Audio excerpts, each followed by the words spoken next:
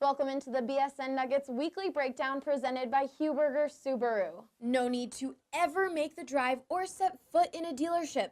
Huberger Subaru can do the entire deal remotely and bring your new car anywhere in Colorado as a courtesy.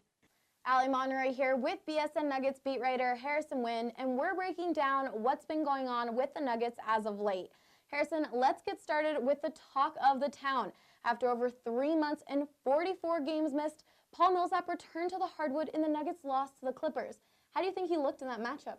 Well, he looked rusty at the beginning, but honestly, he pieced together probably as good of a game as the Nuggets could have hoped for after missing, like you said, 3 months and 44 games. He struggled to kind of get into the rhythm of the game early. Then he took a charge in the first quarter, and that really set him up for a great rest of the half. And Millsap's the kind of guy, he's such a defensive-oriented guy where some players, they'd get into a rhythm at the free throw line or the three-point line. Millsap gets into the rhythm on the defensive end, and that charge at the end of the second quarter was really what did it. He had 2 highlight-worthy blocks afterwards. Nuggets were in the positives with him on the floor in a big way in that first half.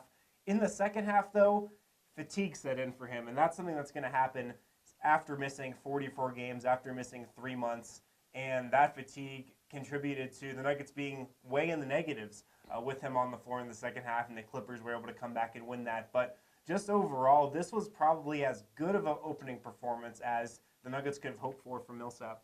When do you think Michael Malone will insert him back into the starting lineup? Yeah, it sounds like it's going to be next week. That's what Michael Malone said at practice on Thursday. He'll keep him on that 18 to 24 minute restriction, though.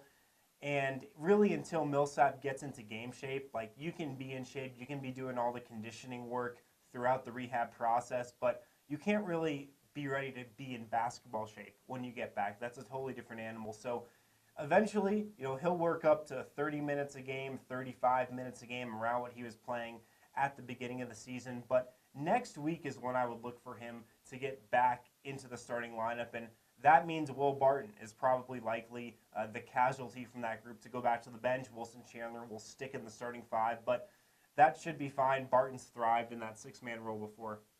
Denver is out on a 3-game road trip that takes them from Memphis to Cleveland and then finally to Dallas. How many games should the Nuggets realistically win in this road trip? Yeah, they should try to get 2 out of 3. The opener in Memphis, that's a very winnable game against a team in Memphis who's looking more towards the lottery than the playoffs at this point. Cleveland on Saturday will be a tough back-to-back. Then Tuesday against Dallas, another team who's lottery-bound, another team the Nuggets should beat.